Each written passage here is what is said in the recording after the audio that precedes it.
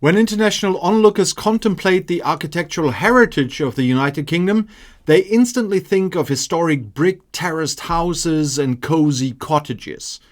It's a nation celebrated for building domestic properties designed specifically to withstand centuries of relentless rain and biting winter winds.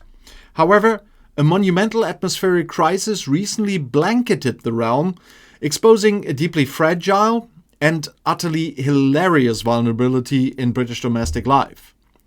A massive, record-breaking June heatwave sent temperatures skyrocketing across the country. And as a German, I know what that meant. Completely shattering historical records and triggering widespread panic. And this extreme weather event prompted a viral public declaration from climate scientists who announced that the United Kingdom was fundamentally built for a climate that no longer exists. And this translation means that millions of ordinary citizens living in standard terraced streets suddenly found themselves trapped inside brick properties that function as literal ovens. And these historic residences, carefully engineered to capture every molecule of sunlight and retain maximum internal warmth, proved entirely too efficient at trapping the heavy heat of a summer apocalypse. Rather than enjoying automated climate control, which remains a massive rarity across domestic properties in the British Isles, desperate residents were forced into a chaotic race to secure any mechanical relief.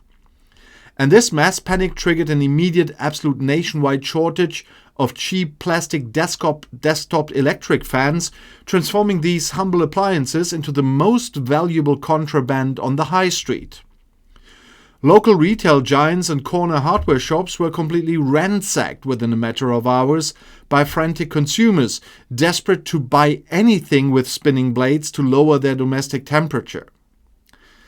The sheer structural comedy of the situation reached its absolute peak as millions of citizens sat completely motionless in their sweltering living rooms, surrounded by multiple whirring plastic devices that accomplished nothing. These bargain bin electrical appliances did not actually cool the ambient atmosphere, but instead functioned as tiny aggressive engines that merely circulated the heavy boiling air around the room.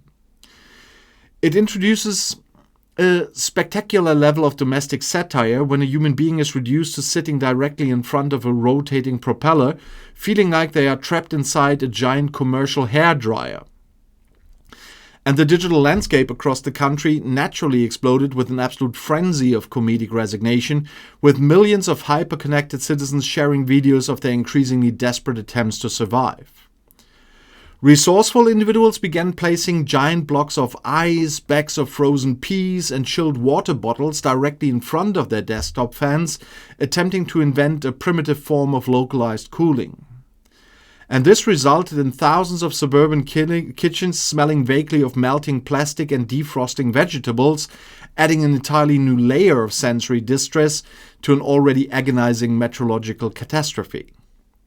But one must marvel at the absolute logistical contrast between a highly developed society and a population completely defeated by a lack of a simple functioning cooling breeze. But this situation beautifully highlights the hilarious stubbornness of human behavior, not only British, as people refuse to leave their roasting properties, choosing instead to wage a losing battle against physics with a 10-pound piece of plastic. And foreign onlookers watching this suburban drama unfold must appreciate the exquisite irony of a society obsessed with property values being thoroughly brought to its knees by a standard summer heat wave. It's not that standard, though. But it's still a bit funny. But we had the same here. But this is the UK channel, so Germany didn't look much different. And of course, these temperatures in the UK or in Germany feel absolutely different to the same temperatures in Spain or the south of France or in Italy. I spend a lot of holidays there, so I know. And, of course, I really have a lot of compassion. But it's still bringing a lot of fun, at least into these grim times nowadays, when you think that the people are sitting really there surrounded by their ventilators. Never mind, I hope you enjoyed. Until the next round.